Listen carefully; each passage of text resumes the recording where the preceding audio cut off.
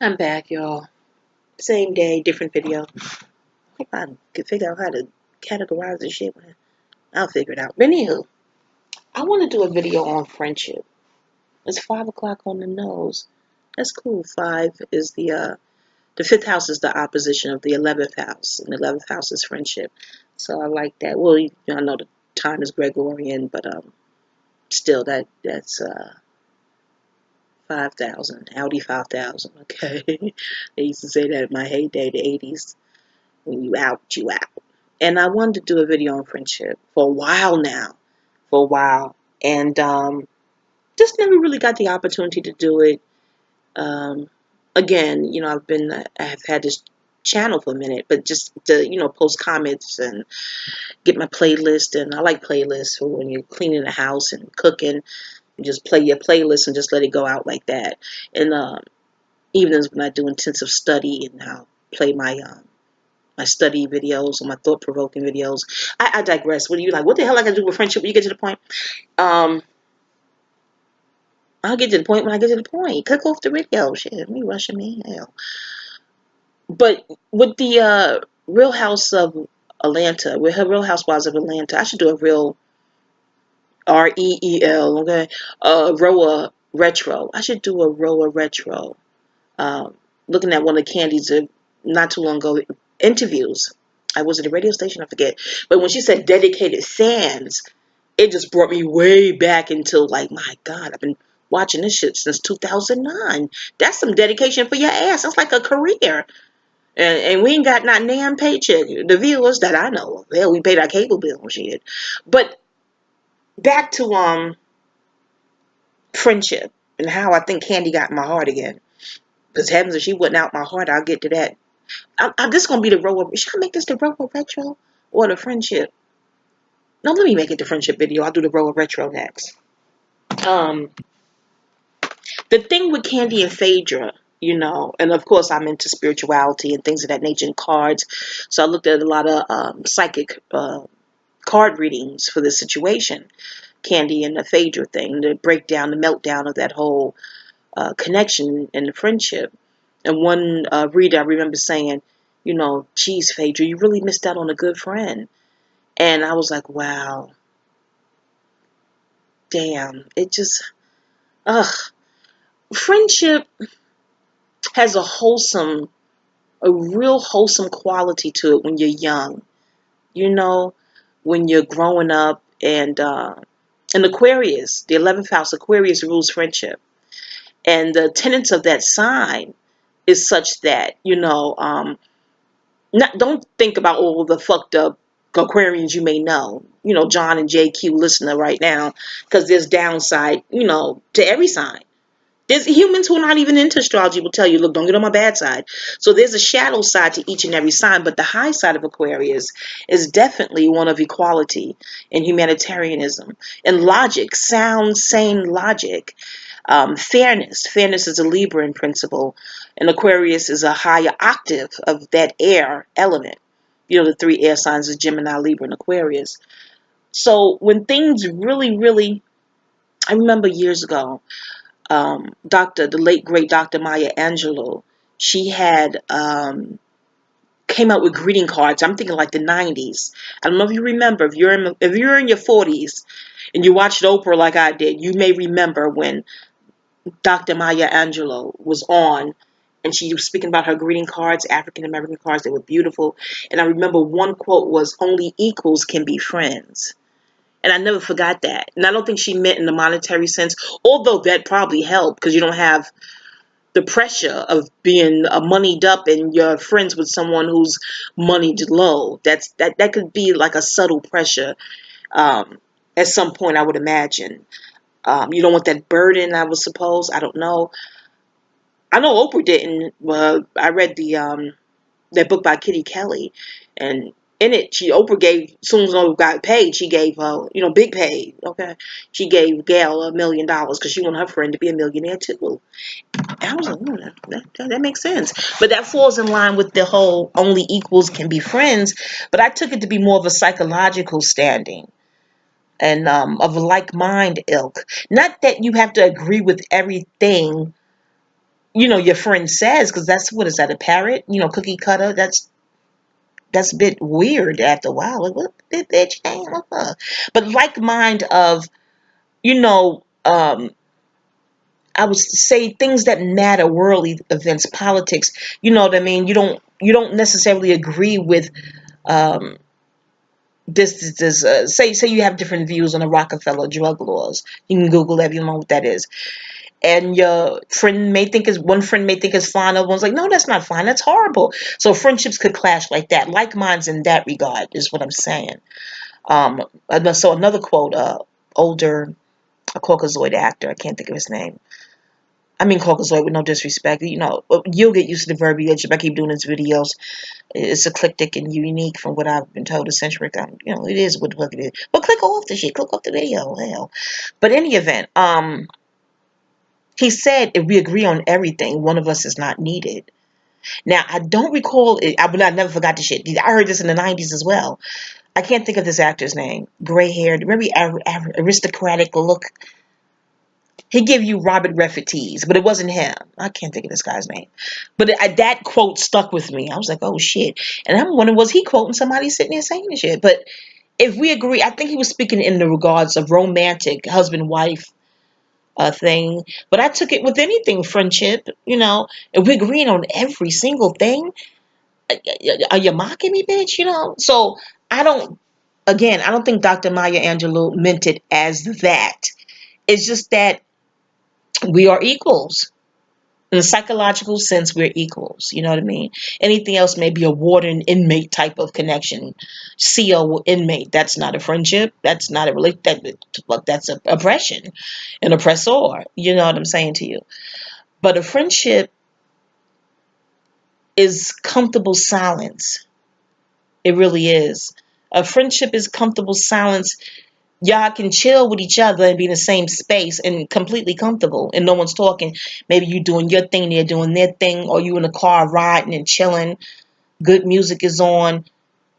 Healthy friendship, healthy connections is comfortable silence. And once you become guarded and the trust wanes, the friendship has definitely disintegrated. And I'm trying to think of that quote from the movie The Best Man, the second best man. And I don't see it for Tate Diggs. Ooh. But he said something great about friendship when they were in the pool room of the mansion in that movie.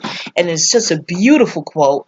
And I don't know the shit now. And hell, I'll look it up later. Maybe I'll put it in the description and I'll find it. You don't know. On the internet, you see what I'm saying? But in the event,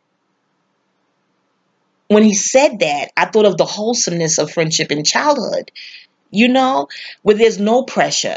There's no, can I borrow $5? It's just wholesome. You come on the block. I'm from New York. You just come out on the block and play, and it's wholesome. There's no he said, she said. I'm talking about from when I wouldn't let kids outside now. It's crazy ass world. But back then, you can start going outside by yourself around age 7, the second grade. The second grade third grade, I walked to school by myself. So maybe 8 years old, I started going to school alone. And you can go outside and play by yourself around age 8. Back then, Harlem, then Queens. You make your friends, roller skating and things of that nature, completely and utterly pressure-free, wholesome. You share your now laters, your Alexander grapes and all that, your Boston baked beans and sunflower seeds and cheese doodles. The shared snacks taste better than when you have the snack bag to yourself.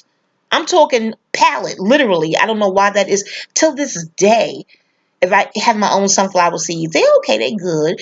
But if my Papa Bear gives me some of his sunflower seeds, I'm like, damn, these things taste really good. But that's Aquarius too. I'm gonna save that for my my Astro book and shit. Okay, when I come out.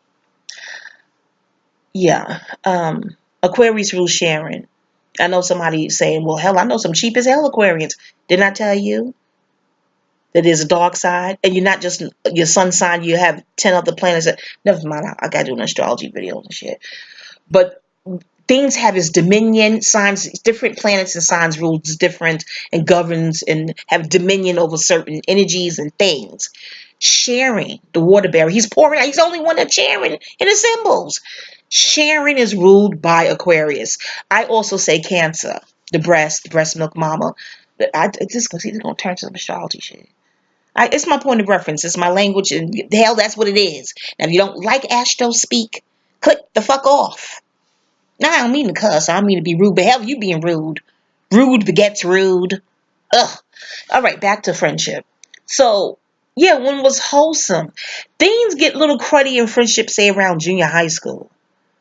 Here come the he said, she said bullshit. Mean girls, peer pressure. Oh, I don't talk to her. Well, why the fuck not? She ain't doing nothing to me. Because I don't talk to her. I'm like, well, bitch, am I your slave? You know, the bullshit starts around junior high school. Now, if y'all done had the bullshit start in elementary school, I don't know what to say. They're terrible. But it was wholesome up until about middle school. Because middle was ruled by Jim, and I don't want to give you away all my secrets in the book. I had to get the book and shit. I'll get published. I go on and get the book, okay? I'll let y'all know what's going on. Then high school, you know, you get into boys and if you're a woman, you know what I'm saying, or whatever you're into in high school, and you get into romance, and it's a whole nother dynamic and things of that nature. And friendship can have a different dynamic there. Like, oh, bitch, I was here before that nigga. I'll be here after that nigga. You get brand new when you meet some new dick. Oh, bitch. And meanwhile, when that bitch meet a new dick piece, is she brand new too? Bitch, you brand new. What do you just about that bitch? So the hypocrisy, you know, the bullshit. But it still does not, you know, if you have a tight clique, it's still not damaging when friendships totally disintegrate like Kandi and Phaedra's did. And let me tell you how Phaedra touched my heart. There's friendships I have today, but most of them I've met as grown women, as a grown woman, and they're grown and they're grown. And those are cool too, you know, newer friendships you meet, and they're harder to make. They're hard to solidify because of all you've been through in your past.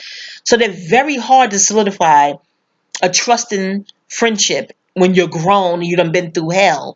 And you're like, I ain't let my guard down with this bitch. Let me feel her out. And you start keeping a file.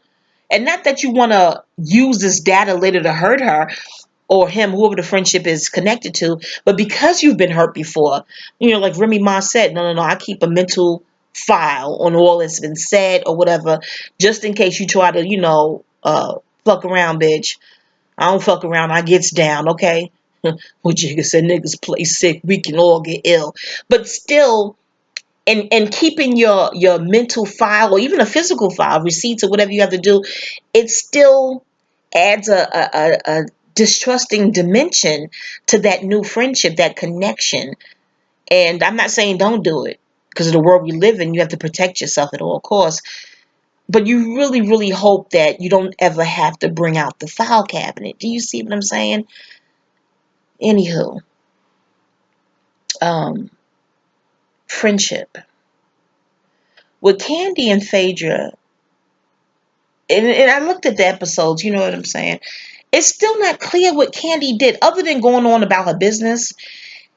What was her real crime to Phaedra to merit such a fat, funky lie like that? You know, but I understand the whole Scorpion rules vengeance and vindictiveness. That's a Scorpion. It's a fire sign, an Aries element too, because Aries rules the ego. So I understand the Scorpion vengeance, and water signs have that sensitivity. Whether the slight or the violation was real or imagined, once they hurt, fuck that, they hurt. And water regenerates, but it takes time to regenerate and get that water clear again. So while it's sully, they'll be surly, and the shit can go down. The calculating get back can go down. Not all water signs. Calm the fuck down with the comments, okay? I should disable them other comments. Like, it's foolishness. But it happened to me, y'all. Ooh, it happened to me. Gemini. I shouldn't even give her sign out all. Fuck she ain't gonna find the channel. I don't even give a fuck if she find the channel. Shit. But we've been friends since high school. High school, y'all. I should pour some wine for this.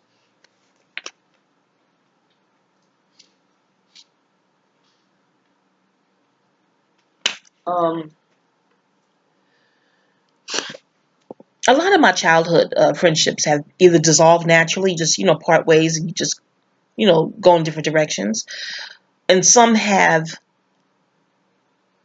ended because they had to. It got too toxic and crazy. But the other friendships that ended because it got toxic and crazy, they didn't pull this Phaedra-like stunt, meaning a lie. Just a fucking lie. Just a motherfucking lie. You know what I'm saying? The other friendships, I wrote my memoir, and two of those friends took it. That's weird too, because I wrote the memoir, the first draft in the 90s, when we were in our 20s. They were celebrating this shit on the phone, 3 ways, and getting call, the next one 6-way call. I mean, celebrating the memoir. Like, oh no, what is my name? Because you change your names for legal reasons. When you're dealing with private people, you have to change your names. So the names, all that shit is changed to protect the innocent and the guilty and the downright in denial. Okay, but they were in celebratory mode. No, I don't like that name. Name me this and da da da da. Remember the time? Did you include that? So it was a full out celebration in the 90s. Fast forward to like 2003, 2002. Um, it shifted, and I won't give away too much because they're being a memoir. What made the shift from what I can glean from what they were saying? Early 2000s, they just was anti this memoir, and meanwhile, the shit wasn't even published. Because I was trying to get published the conventional route back then, which is difficult, and I don't know why publishing houses listening when they plan on robbing you of your lion's share of the fucking profits any goddamn way. I won't get into the matrix and ill lot naughties on the bullshit right now, but it wasn't published, and I don't know. So I nearly forgot about the thing. It stayed in my closet, and a milk carton in the closet in my apartment, in New York, when I was in New York. And I didn't even think about it. But because I've never wronged them, when they were looking to wrong me, they didn't have much material to work with. So they worked with that. Oh, you wrote about our life. No, bitch, I wrote about my life. And whomever was a part of my life, they got some bylines in the book. What the fuck is No, you put our business on Front Street. No, the fuck I didn't. I told my life story. And whoever was a part of my life, that's part and parcel for the pages and the chapters and the parables. What the fuck is I don't, and then why get upset years later? If you took umbrage to me writing in my memoir, why didn't you tell me this in the 90s? The math don't add up. The gap is weird there. So it went back and forth for some time, and that friendship, those two friendships, just that was it. That's the fuck it. Okay. You can get more into that once the memoir is published. Just weird shit. That's just weird. You know what I mean? In any event, so those are childhood friends. Ghost.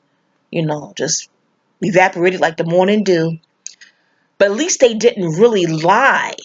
Their claim is you wrote about us and you had no right to do that. Even though they had this complaint years later. Of course, yes, I saw them in the interim. So the timeline is weird. But a bold-faced Phaedra type of lie? No, they didn't do that. The other friendships ended, I don't know, weird. One friend saw another friend in Brooklyn. She ice grilled him and didn't speak to him. And he assumed, I don't know, what did he assume? I told her something wayward, and that's why that happened. And he told me not to say anything to her. And I told him, no, you don't dictate my speech. I'm grown. I don't dictate yours. Motherfucker, I don't wrangle your First Amendment. You won't be wrangling mine. I don't know. So me and him stopped speaking, and then his clique, because I was their friend via him, that he's the conduit, so I don't speak to those guys either. So that's the end with that. And just off the dumb hole. So I'm getting to the main crux of what made me think of this former friend with the Phaedra thing, because the lie. So now we're going to get to the Gemini. We were friends since high school, friends for 20 years. No real glitches. In high school, she snitched on me to my mom about something frivolous with the phone, calling late and shit. And no, bitch, you call me at 11 o'clock. But that ain't 2 a.m. We teenagers, the bullshit. I'm like, girl. But I'm glad that bullshit happened, because it made me very cognizant of how often I call her. So now I'm conscious that not to call you unless you call me, return the call. So I'm glad that happened in high school. Yeah, I'm that girl that will keep scorecards and tabulate, because I'm all about the balance shit. It's Libra, let's keep it balanced.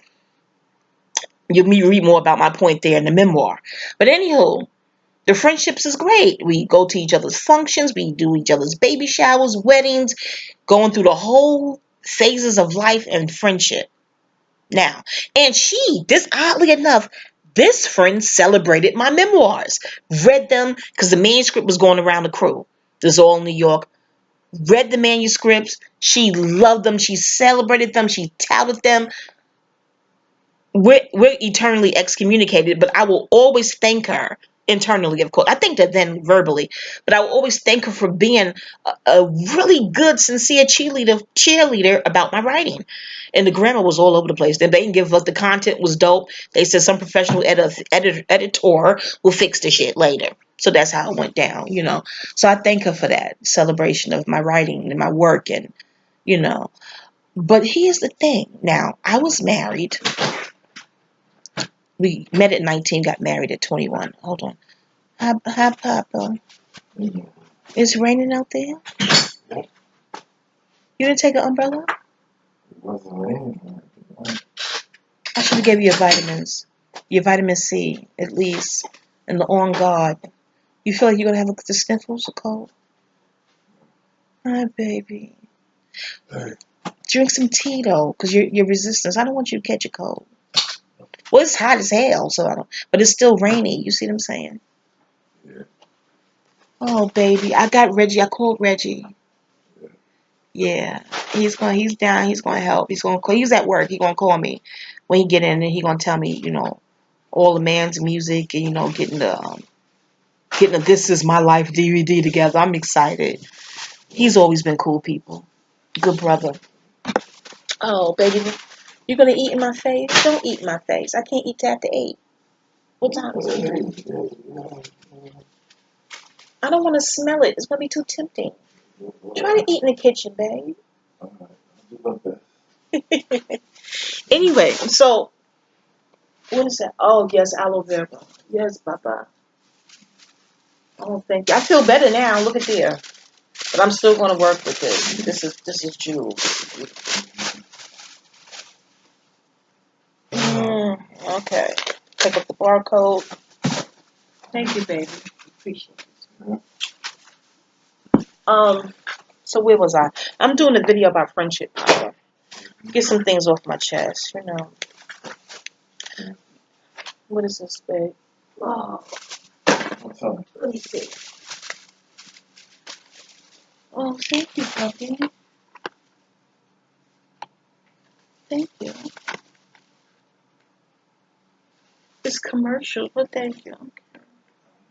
I'm gonna try and make work. Like natural stuff.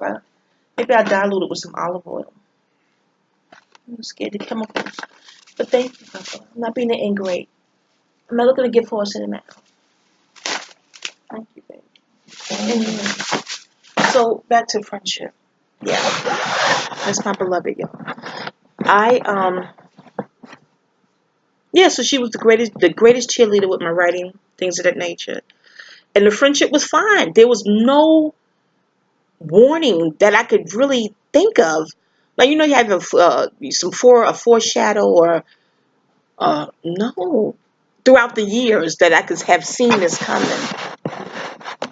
I was married, met him at 19, got married at 21, and we had 2 beautiful babies. And we moved.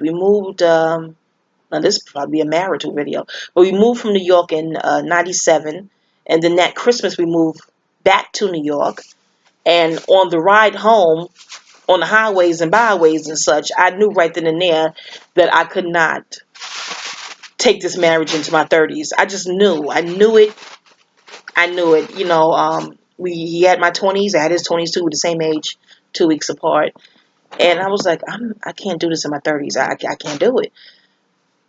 But I didn't know how to say it. But I knew I had to say it. And I think Gladys Knight's song, Neither One of Us, done came on the radio while we were driving back to New York, And I didn't want to say it while the song was on. It would have been too cliche. But, 2 or 3 songs later, that's when radio was real good. Quiet Storm. 2 or 3 songs later, I said something very, to the effect of, why don't you stay with your mom and I'll stay with my mom when we get back to New York. We don't want to just put, so much on my mom. He was like, what do you mean so much? She got a house. My mother got the apartment. What do you mean so much? I'm like, we got the dog, and I just don't want to overwhelm her. In his mind, my mother's house has more space than his mother's apartment, so he couldn't understand why, split up the family. And I was like, well, the children can come with me, and you just camp out at your mom, just to get the starting stages of separation, if you will. I didn't want to come all out. I want a divorce while I be trying to travel back home. So let me see if I can truncate and expedite. You like, girl, this ain't the memoir audio book where you get to the point. Well, you can always click off. Shit. Anywho, yes, I took Psychology 101 and 102. Well, I know the mind. That ego is restless and impatient. Anywho, I did that. And he said, oh, okay. He relented, and that's how it worked out. He went to his mom. I went to my mom, with the fam. And I knew I had to get a job. I had to do all these things before the divorce go down. And I hadn't worked in 10 years. And to his credit, well, he's a music producer. I didn't have to work. There was no pressure for me to work. But still, your resume, like the gaps, like, well, what have you been doing for 10 years? But hell, I just had to be honest on that resume. Homemaker, housewife, mother. That's what I've been doing for 10 years. But in New York, you take city exams, and the exam has a list, and the list expires or it doesn't. Sometimes the list is still open. So I remember the exams I took a while ago, and I just called around to see what list was still active and things of that nature. The long and the short of it, I found a job. And the rent my mom was charging me to stay there was nominal. So I'm like, great, I have a good city job. The rent is affordable. I can probably get on my feet financially in no time and move out and get my own place and da-da-da-da. I don't know if I was moving too slow. I have no idea. You can get the timeline when the memoir comes out. But one day my mom and while my mom said this, I was on the phone with that Gemini friend. So this timing is also very, I don't know, metaphysically weird to me. I was on the phone talking to her, and my mom came home, and she said to me, listen, I'll keep the children, but you go. I'm like, well, where am I going to go? I don't know. Find your own place. I figure you could have more freedom if it's just you single. Find your own place. I'll keep the children. You don't have to worry about them. They're fine. But you have to go. And of course, the Gemini friend is on hold, but she can still hear it, I'm assuming. Because when I came back to the phone, I was like, you ain't going to believe what my mom just told me. And she was like, no, she just snapped. It was a switch. Something in her just totally switched off. Like, I don't know. She wasn't yelling or spazzing, but she was serious and stern. And no, don't do it. Da da da da da da. I'm like, well, I don't have a choice. My mother pays the mortgage here. She's telling me to go. I gotta go. Oh, well then, take your children with you. She can't tell you what to do with your children. Because I was like, my mom pays the cost to be the boss. Who are you outside of, even though we've been friends for a long time, but how you outside the family telling me how the family dynamic gonna go? I don't dictate your family dynamic. But in any event, it seemed too personal to her. And she knows my mom. She knows that we know each other's families. So she knows that they were in good hands. You know what I mean? My mother's a proud, bona fide Christian. So no, she knew that wasn't it. How she was so adamant about, do not leave them there, if you see what I'm saying. I just paid her dust, and we finished the conversation off. I got off the phone.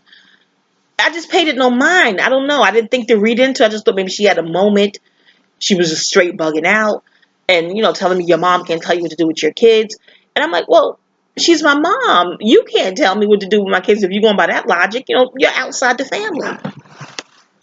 Anywho, we moved on with the dialogue, and we soon were off the phone. Later on, I did find a place. That was October. Yeah, October 98, I found a place. I'm trying to figure out what month mommy told. It wasn't that much later I found a place. And that same Gemini friend helped me move. And again, she was acting really strange, and I had to put 2 and 5 together and got 7. When she was younger, she vehemently denies this, but throughout the course of 20 years of friendship, I remembered her telling me that she lived with her grandmother once. So I'm thinking she was dealing with some sort of abandonment issues that was unresolved at that time. I don't know if she resolved them by now. We're excommunicated eternally, but unresolved abandonment issues. You know what the Book of Tao says. Tao, Tao. No one could ever really hurt you. They can only stimulate the hurt that's already within you. So I'm thinking it was a classic case of that and projecting. You never resolved your abandonment issues with your own mom or your family, and something in that moment of mine sparked or activated something that may have been laying dormant in her.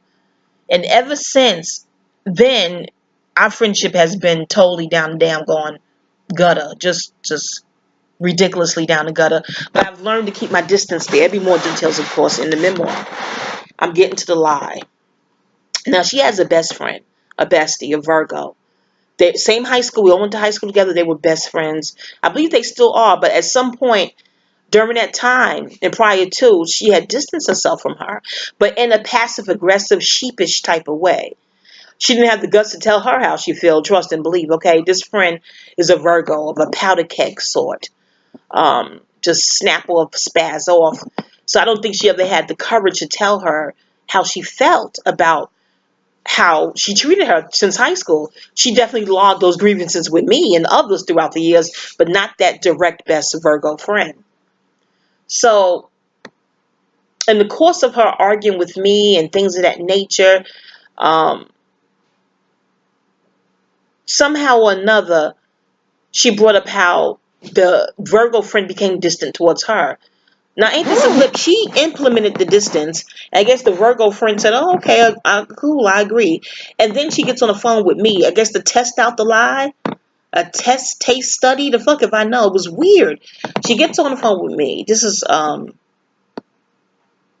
2000s, early 2000s. She gets on the phone with me and says, "Do you know why?" Let's just call her Virgo. "Do you know why Virgo isn't speaking to me?" And I'm like, "She's not." I knew they were talking, but it was weird. It was distance and civility, not their usual best friend. They were besties, a unit. You wouldn't see one without the other at functions. You know what I'm saying, for the most part. And I was like, well, no. What do you mean? Let her expound. We spoke, and then she says, "I get this. I only fell back from her because you told me she laughed when my husband left me. Everything came crashing. Bricks, everything is just crashing all around me inside my head. I'm on the phone. I'm looking at the phone. Now, no disrespect, but I don't know what that thing Foxy Brown had. I have no idea. But this Gemini friend had hearing issues. And I wanted to say that, but I thought it would come out offensive. I want to say, I don't know if you had a hearing issue that day. Only way I found out, it felt like it was around 9/11 when her husband left her. But I found out her husband left us because the Virgo told me. But the Virgo didn't laugh about it. The Virgo wasn't fond of him. Now, I learned this directly from the Gemini. And then later on directly from the Virgo. She wasn't really fond of him. Just some people just don't mesh. So she wasn't fond of him. So that's why it was even plausible to the Gemini that the Virgo would laugh at him leaving her. But I've never been of the ilk to gloat or make light of someone's misfortune. That was never my stilo with either one of them. It's not my steez, period. It's not my brand of get high, if you will. Especially with people I actually cared about. We've been friends since teenagers. I mean, humans are creatures of habit. Habits are patterns. Patterns are geometry. Geometry is math. The math don't add up. Math doesn't lie. Mouths lie. Mouths lie. Math doesn't. Now, there's a mouth that could lie about some math, but the math itself is pure. The pattern that I've conducted myself with y'all since high school wouldn't just go off kilter. I mean, something of that grave note. No. In any event, yeah, that's what she said to me. And I'm thinking, because me and the Virgo had become friends, and I think she had resented that. Even though she fell back from the Virgo, she's not going to sit back and observe y'all getting along fine and cozy and no glitches. Oh, hell no. Let me throw a glitch and monkey wrench up in that program. And not only that, just to have the ally. You're supposed to be on my side to the Virgo. If I don't fool her like that, why are you? So it's real high school, even though we're in our 30s now, but it's real high school-esque and weird. So I looked at the phone, I said to the phone, I took the phone back to the ear and said, I could not have said that because she didn't do that. And even if she did do that, I wouldn't tell you that because that's not how I get down. I don't get down like that.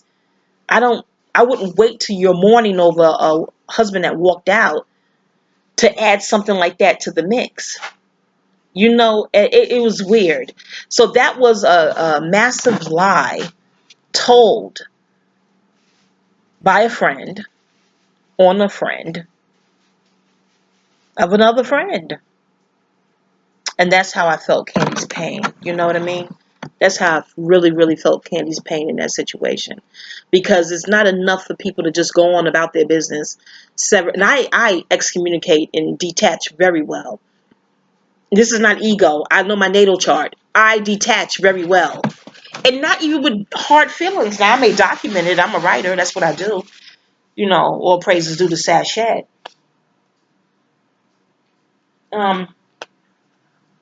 Pardon me, y'all, with that. But I don't have, designs of I got to get back even. I don't even know what the Gemini's getting back even with. What the hell did I do to her? Other than handle my family dynamic and my business. She's angry over a family dynamic that has nothing to do with her because it reminds her of her. And it's something her baby daddy said to her too. But this is just, again, in the memoir. Kandi girl, you listen to this? Trust me, I know how you feel. Oh, I know how you feel. And Sean, if you're listening to this, I know how you feel with the house robbery. Because family robbed my house. And it was a cousin who also I considered a friend at the time. And family robbed my house for the same psychological reasoning, in my opinion. Abandonment issues. Because I wanted to move out of my aunt's house. She didn't keep heat. I was about to have my baby. I'm not bringing a newborn into a goddamn icebox. And more of that in the memoir. But, it's a matter of, no, I'm going to control the ending. You're not going to walk away from this friendship. You're not going to walk away from me. Who do you think you are? You think you're going to control the exit? Oh, no, I'm going to control the exit. And family robbed my house, and the Gemini friend lied on me by saying that I said her friend laughed at her pain. Y'all, friendship can be a doozy. It can. It really, really can. Even later on, a more recent friend, adult friend, we met as adults. A Buddha. She didn't deny the claim or own up to it. I guess because Buddhas don't really want to get into arguing and bickering. But yeah, Buddha lied on me about to a Caucasoid about some racist thing that she told me. She told me about a Caucasian man saying to her to bring some more brown people on board. It's like a multi-level marketing type of thing. And he was like, yeah, you can get more brown people on board. And I guess he said it in a more trivial, jokey type of way. But she was put off by that. And she told me because she felt that I would be more forthright and confrontational. Because she's born down here, down south, and I'm from New York. And in her mind, New Yorkers are more confrontational. And I definitely addressed it, but not just because because I'm where you born. I don't know, but I did address it because I invited her to the party, and I didn't want her to be at the party uncomfortable with someone telling her to get more brown people on board. So I addressed it, and then they addressed her in a text. It's all text message when they addressed her, and come to find out, she told them allegedly. Because I didn't see the text. I didn't see the receipts. This is all hearsay and words play. Hearsay and wordplay. Bullshit. She told them that I was the one making a big deal out of race. I'm like, but how? When you're the one who told me. This doesn't make sense. When she's the one who told me, I'm telling the Caucasoids. So when I addressed her directly, she wouldn't speak of it. She wouldn't continue the dialogue. And our friendship, we still speak, but it's not the same. Based on a lie. Either she told it or the Caucasoid told it. And of course, my friend Bridge, peace, Bridge, you listening to this. He was like, the Caucasus is about divide and conquer. And the Caucasian, is she a Buddha too? I'm like, no, she's not a Buddha. Well, she's probably really on some divide and conquer. So we don't know. I don't know if the Buddha fibbed or not. But I know that she may have fibbed. See, the Gemini fibbed with the design to hurt and inflict pain. My family robbed my house with the design and intent to hurt and inflict pain. The Sagittarian Buddha, if she did tell that fib to the Caucasoid, that I made the big deal out of race. Race was a big deal before I was born. What the fuck? But in any event, been a big deal before I got here. What the fuck? But in any event, if she did say that, I don't think her intent was to hurt me. Her intent was maybe to wiggle out of their grasp, like to not go back and forth with the Caucasoids. But it's still a fib if she told it. And the friendship has not been the same. So my take, this may be friendship part 1, my take on friendship. There may be other installments and volumes, I don't know. But my take on friendship is honesty. Just be honest. And when the friendship ends, shout out to Nikki Giovanni. She mentioned this with romantic connections, though, where you have a love affair as an adult. When it ends, don't cry. Jump in with both feet. If you can trust that the water is clean and safe and parasite free, no piranhas in that motherfucking ocean, pool, whatever it is, jump in with both feet, splash around, enjoy that nigga. Enjoy him. And when it's time to get out the water, okay, you swim with. Papa, I can't focus. What are you making so much noise in the kitchen, Papa? I can't break my concentration like that. I gotta do my videos when you go out on errands. Okay, peace. No offense, Daddy. Yeah, Nikki Giovanni, swim around, enjoy him. Swim together, dance together, have fun in that water splash, float, belly stroke, backstroke.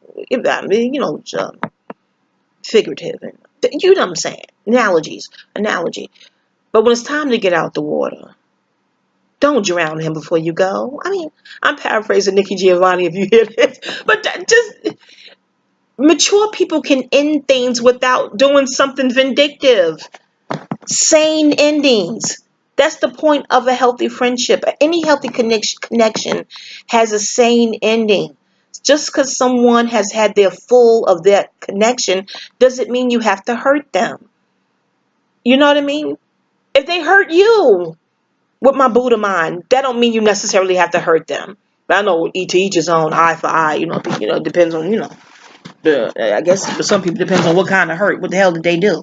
But if they didn't hurt you, and the only crime is they went on about their business, you go on about your business too. You don't have to hurt them because they severed ties. Stop it. All right, that's my friendship video volume 1. Peace.